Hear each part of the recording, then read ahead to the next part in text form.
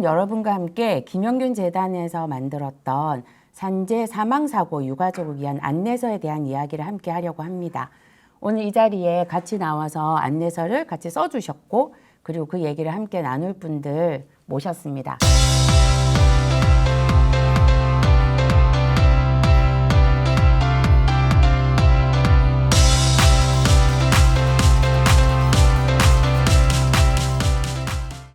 저희 책자를 이것들을 한번 보신 분들도 있을 거고요. 그다음 여기 있는 것처럼 한 장짜리 리플렛도 저희가 만들어서 많이 배포를 한 바가 있습니다.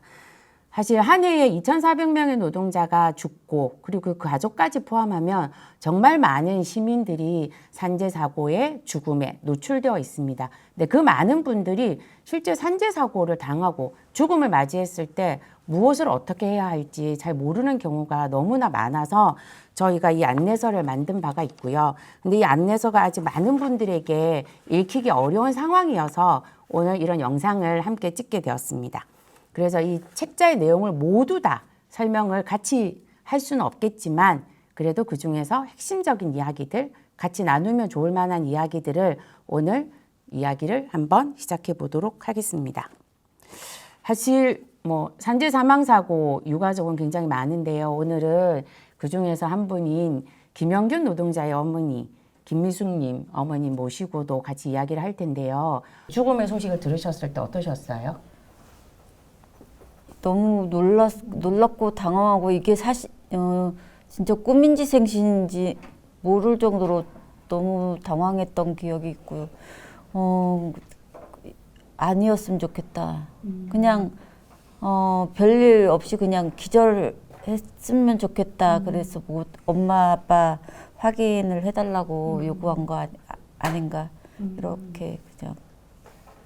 아주 처음 당하면 다 이제 그런 생각이 드는데, 사실 김영균 재단이 2019년 만들어졌잖아요. 2019년 10월 26일 날 만들어졌는데, 그 이전에도 산재 사고 사망자들은 굉장히 많았거든요. 근데 사실 그 전에 재단이 만들어져서 이 책자를 내기 전에 사실 저는 개인적으로 이런 책자들이 좀 있을 줄 알았어요. 매뉴얼 같은 게. 근데 없어서 조금 놀라긴 했거든요. 근데 저 말고 여기 나와 계신 세 분들은 사실 그 전부터 계속 이런 노동안전 보건 활동들을 해오셨는데, 왜 그 전에는 이런 매뉴얼이 없었을까, 이런 궁금함이 사실 저는 좀 있었어요. 혹시 왜 없었을까요?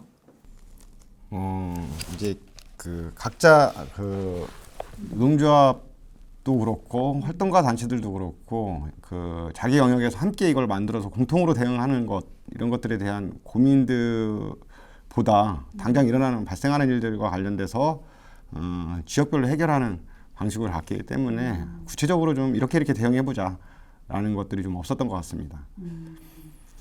두 분도 마찬가지. 유가족이 중요한 사건 해결의 주체로 등장한 것도 사실 얼마 되지 않은 것 같아요. 그게 저는 세월호의 영향도 굉장히 큰 것 같고, 그 이후에야 유가족들이 좀 전면에 나서고 실제로 문제를 해결하는 과정에서 아주 중요한 역할을 하시고, 그런데 유가족들이 얼마나 힘든지, 또 그분들한테 어떤 권리가 또 추가로 보장이 되어야 되는지, 과정에서 2차적인 피해는 없어야 한다, 이런 문제의식도 그 뒤에야 조금씩 생기기 시작했던 것 같고, 김영균 투쟁이 있고, 그러면서 이제 산재 사망 유가족들이 모이고, 이러면서 최근에 조금씩 이런 것들이 쌓여가는 것 같습니다. 근데 이제 변호사님이니까 사실 유족들이 투쟁을 한다? 이런 경우 많지 않고, 근데 가장 먼저 이런 죽음을 맞이하면 가장 먼저 머릿속에 떠오르는 게 전문가인 것 같아요. 그래서 많이 연락도 받고 하셨을 것 같은데, 그렇게 할 때랑 또 이 매뉴얼을 만들 때 함께 하셨잖아요. 매뉴얼을 만들면서 좀 어떤 걸 강조하고 싶으셨어요? 일단은 이게 사람 한 명의 인생에 있어서 또 주변에서 잘 닥치기 어려운 일이죠. 거의 확률적으로 보면은 굉장히 낮은 일인 거기 때문에 과거에 이제 있었던 분들의 경험을 최대한 좀 그대로 전달이라도 됐으면 좋겠다. 그래서 어떤 점에서 좀 아쉬웠고, 어떤 점에서 이런 것들이 굉장히 많이 도움이 될 수 있다라고 하는 거를 좀 최대한 있는 그대로 전달하는 거에 초점을 맞췄습니다. 그래서 여기 또 나오지는 못했지만 다른 이제 두 분이 함께 작업도 해주셨고 해서 그런 것들이 여기에 다 들어 있으니까 좀 한번 읽어봐 주시고 그다음에 여기에 이제 한 4분 정도의 유가족의 경험도 있으니까요. 참고해 주시면 좋을 것 같아요. 저희가 이제 보면 산재 사망 사고를 뭔가 대응을 해보겠다 또는 딱 내가 이걸 닥쳤을 때 아, 나한테 어떤 일이 벌어질까 이런 걸 모르고 당할 때 되게 더 당황하게 되잖아요. 그래서 저희가 먼저 산재 사망 사고를 당했을 때 발생할 수 있는 뭔가의 특징 이런 것들을 좀 정리해 놓은 것도 있어요. 대부분 우리는 이제 회사 가장 먼저 사고를 당하면 회사를 만나게 되는데 회사나 경찰이나 노동부나 이런 정부 기관 기업이 우리를 위해 또는 가족들을 위해 뭔가를 해줄 수 있다라고 생각하지만 가끔은 나의 그런 예상이 틀릴 경우도 많다라고 하는 거. 그래서 사실 좀 강조해 놨고요. 그런 경험들도 이후에 조금 얘기해 보려고 합니다. 두 번째는 사실 많은 분들이 흔히 말하는 투쟁이라는 것을 유가족들이 하지 않게 되는 경우가 사실은 훨씬 더 많죠. 그러나 내가 원치 않아도 투쟁이라는 것을 해야만 무언가를 확인하고 얻을 수 있는 경우도 많다라고 하는 것. 두 번째 저희가 생각했던 이 사고 대응의 특징이었고요. 세 번째는 유가족이라고 하면 우리 모두가 떠올리는 그런 이미지와 생각이 있습니다. 그런데 유가족이라고 모두가 다 동일하지 않고 의견이 다를 수 있다라고 하는 전제들. 그래서 왜 우리 가족은 이렇게 서로 의견이 일치되지 않을까라고 하는 고민을 굳이 하실 필요는 없다. 유가족들끼리도 의견이 다를 수 있다라고 하는 것. 그것이 특별하지 않다라고 하는 것이 저희가 봤던 세 번째 내용이었고요. 네 번째는 그러다 보니 유가족들 내에서도 입장이 좀 달라서 누구를 중심으로 의견을 모아야 할 것인가라고 하는 고민이 생길 수 있습니다. 그럴 때는 고인과 가장 가까웠던 분의 의견을 가장 중시해 주셔야 한다. 그것에 대해서 서로 존중하고 그리고 그렇게 의견을 모아가도록 하는 과정일 때만이 제대로 뭔가를 해결할 수 있다라고 하는 것입니다. 그 다음에 당사자가 되고 나면 유가족이 되고 나면 아침에 내 마음과 저녁에 내 마음이 다른 경우도 많아요. 나는 왜 이렇게 매번 생각이 달라질까? 혼자만이 겪는 일이 아니고 많은 유가족들이 대부분의 유가족들이 그렇게 마음이 아침, 점심, 저녁이 다를 수도 있습니다. 그럴 수 있는 나의 상태가 당연하다라고 생각해 주시면 될 것 같고요. 그 다음 뭔가 나름 노력했다고는 하지만 그 해결책이 뭔가 마음에 정말로 들지 않는다는 경우도 있지만 노력했지만 그 해결책이 100% 마음에 들지 않는 경우가 더 많을 수 있습니다. 그럼에도 불구하고 후회하지 않을 만큼의 내가 할 수 있는 만큼 하는 것이 최선이다라고 하는 기준을 가지셨으면 좋겠다. 그럴 때야만이 이 사건에 대해서 또는 이 죽음에 대해서 이후에 뭔가 후회가 더 남지 않는다는 것이고요.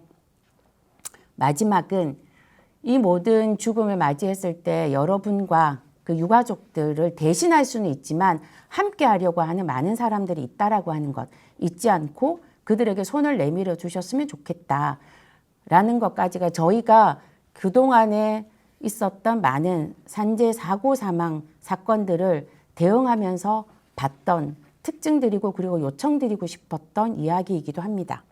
그래서 이제 좀 더 구체적으로 들어가 볼 텐데요. 일단 사고가 발생하면은 제일 먼저 알게 되는 거는 경찰인 경우가 많이 있고요. 경찰에서 사고 접수를 이제 하게 됩니다. 돌아가신 장소가 뭐 병원이든지 아니면 현장이든지 이제 그런 거랑 관계없이 경찰에 제일 먼저 이제 보고가 됩니다. 그리고 그 경찰에 보고가 돼서 이것이 산업재해다라고 인지가 되면은 이제 노동청으로도 이제 통보가 이제 가게 되고 아니면 사업주가 이제 노동부에다가 이제 신고를 하게 돼 있기 때문에 그런 경우에는 이제 노동부도 별도로 이제 수사를 하게 됩니다. 그래서 그 과정들을 이제 전반적으로 거쳐서 이제 범죄 혐의점이 찾아지면은 이제 검찰이 재판으로 넘기게 되고요. 이제 이거를 기소라고 하게 되고 그리고 그렇게 되면 이제 형사 재판이 이제 진행이 돼서 이제 1심, 2심, 3심 판결을 받게 됩니다. 네. 그런 과정으로 전체가 진행된다고 합니다. 근데 우리 안재범 활동가님한테 생각해보니까 왜 같은 죽음인데 경찰이 오고 노동부가 오고 또 가끔은 경찰 노동부 말고 뭐 소방청 뭐 이렇게 따로 오기도 하잖아요. 뭐 어떤 것이 차이가 있는 거예요? 일단 경찰에서는 자살인지 타살인지 여부를 중점적으로 좀 보는 것 같고요. 고용노동부에서는 이 사고 원인과 관련해서 안전상 산업안전보건법상 위반된 사실들이 있는지 이런 걸 정도를 좀 조사하는 것 같고요. 그 밖에 뭐 화학사고나 이런 것들은 소방청이나 이런 데에서 실제 화학물질에 반응해서 일어난 건지 이런 정도를 수사해서 각각 다른 내용을 가지고서 수사를 해서 각기 다른 기관에서 수사가 진행되고 있습니다.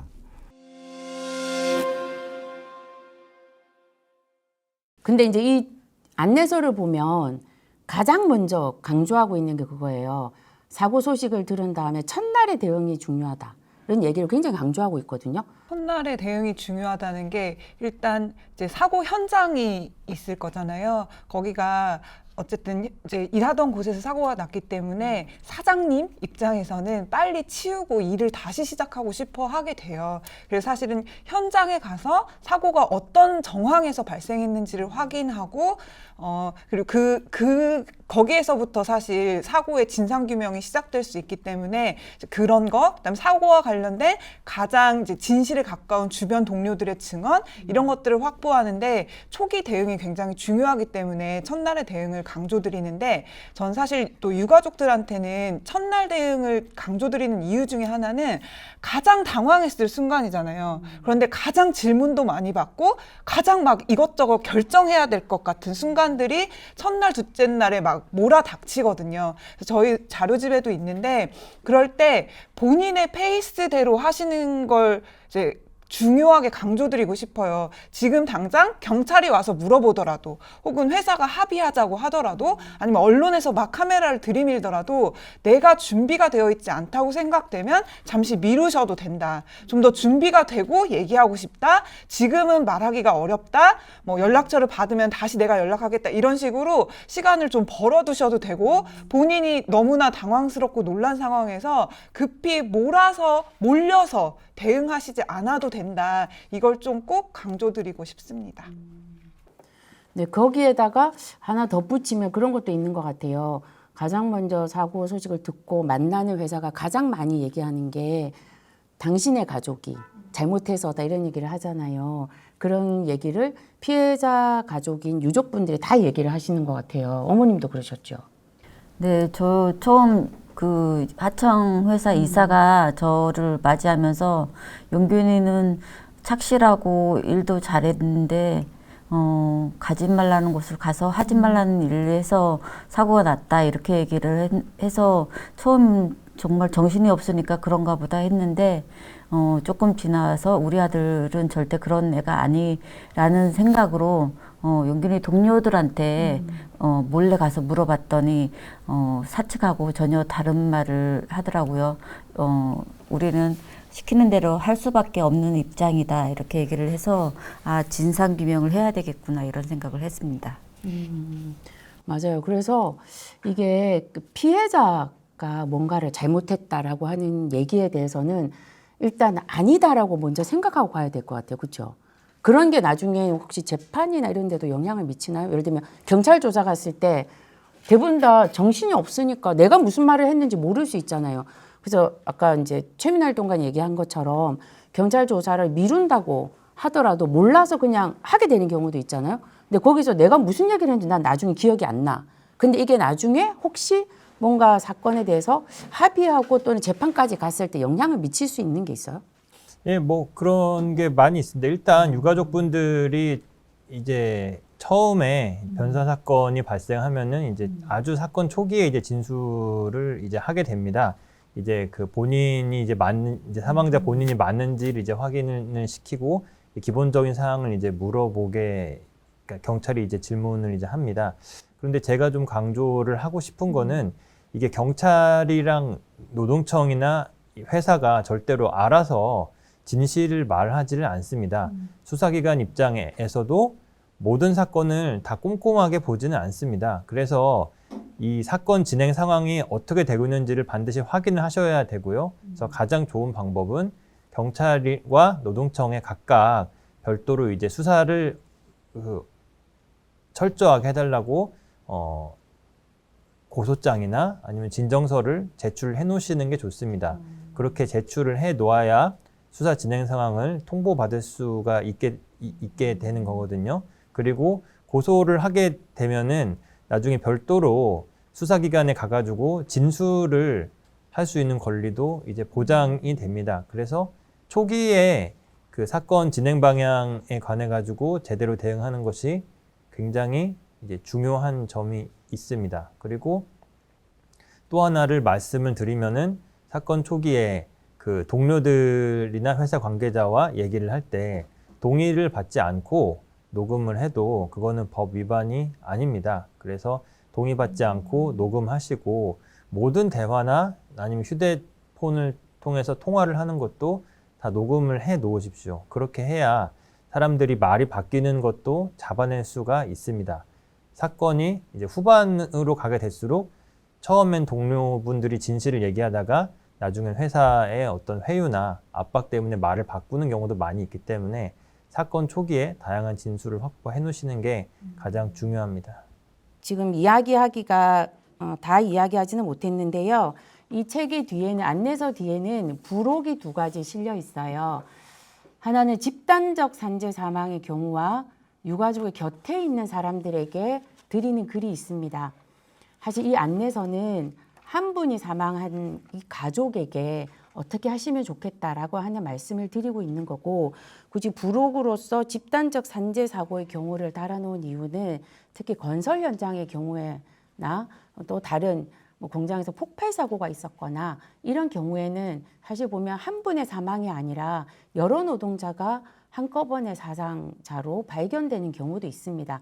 이런 경우에는 한 노동자의 죽음에 대응하는 것과는 조금 다른 지점들이 있습니다. 그런 경우에 조금 더 참고하시면 좋겠다 하여 부록으로 실어놨으니 참고해 주시면 좋을 것 같고요. 유가족 곁의 사람들에게를 실어놓은 이유는 사실 이 안내서를 내면서 저희가 고민했던 것은 사실 산재 사망 사고를 딱 당하자마자 유가족들이 이 안내서를 바로 들여다보면서 무엇을 해야겠구나라고 생각하기는 참 쉽지 않습니다. 그렇기 때문에 어쩌면 이 안내서는 유가족의 곁에 있는 다른 가족들, 그리고 시민사회단체, 그리고 다른 동료 노동자들이 어쩌면 이 책을 먼저 보고 그리고 어떻게 하면 좋겠다는 의견을 드릴 수도 있기 때문에, 그리고 그 투쟁의 과정에 함께 하게 되는 분들조차 트라우마를 가질 수 있기 때문에 그분들에게 조금이나마 도움이 될 수 있는 이야기들을 실어 놓았습니다. 그래서 이 부록 2까지 함께 참고를 해주시면 좋겠습니다. 네, 그리고 저희가 안내서를 다 함께 보지 못할 경우가 있어서 이렇게 한 장짜리 리플렛을 만들기도 했습니다. 그래서 혹시 이 한 장짜리 리플렛이 필요하신 단위나 단체나 지역에서는 이후에 나가게 될 김영균 재단 전화번호나 김영균 재단 메일로 자료를 요청하시면 저희가 보내드릴 수 있으니 꼭 요청해 주시고요. 이 한 장의 이 안내서에 있는 많은 내용 중에 가장 핵심적인 내용만 담았습니다. 그래서 많은 분들이 적어도 이 리플렛을 좀 미리 보시고 도움을 받을 수 있었으면 좋겠습니다. 네, 오늘의 함께 했던 얘기는 이제 이것으로 끝내려고 합니다. 함께 이야기 나눠주셔서 고맙습니다.